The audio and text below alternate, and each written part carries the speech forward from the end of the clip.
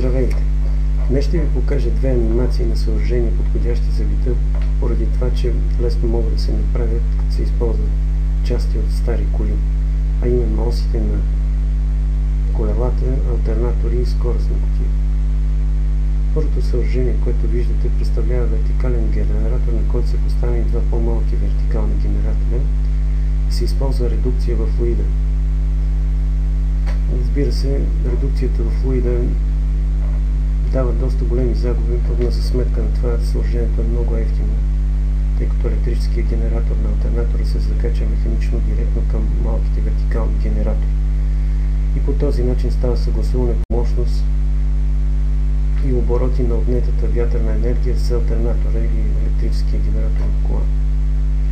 За горната и долната ос на големия вертикален генератор може да се използват осите на автомобила и по този начин една стара кола изхвърлена може да се оползотвори и да се снижи себестойността на произведеното съоръжение.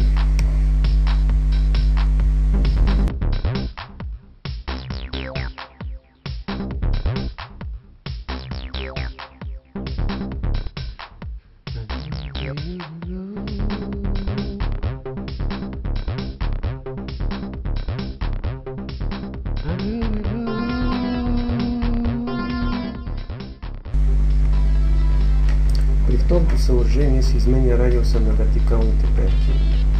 Оста на съоръжението се копира директно към скоростната кутия на кола и оттам към електрическия генератор. С промяна на радиуса на перки съоръжението се настройва за различни скорости на вятъра. Разбира се, в случая е необходимо укрепване на съоръжение с допълнителни оси, които на анимацията не са посочени.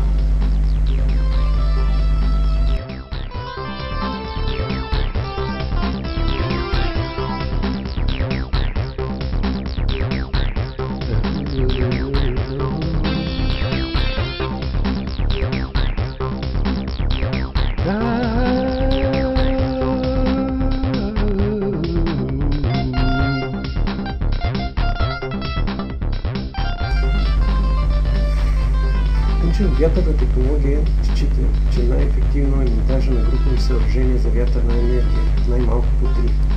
Хоризонталните покриви на като тези на панелните блокове са идеалното място за монтаж на големи групи от малки съоръжения, като тези, които видяхте, като се използват електрическата енергия, произведена от тях от много потребители едновременно с използването на системата за приоритет без съхраняване на енергията в акумулатори.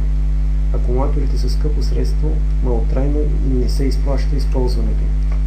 КВТ е разработил високо ефективно съоръжение за вятърна енергия, работещо на непознат за вятърната енергия принцип – възвратно постъпателно движение, с компютърно управление на захващаната мощност от вятъра и търси средства за реализацията му. Може да ни намерите на посочения имейл.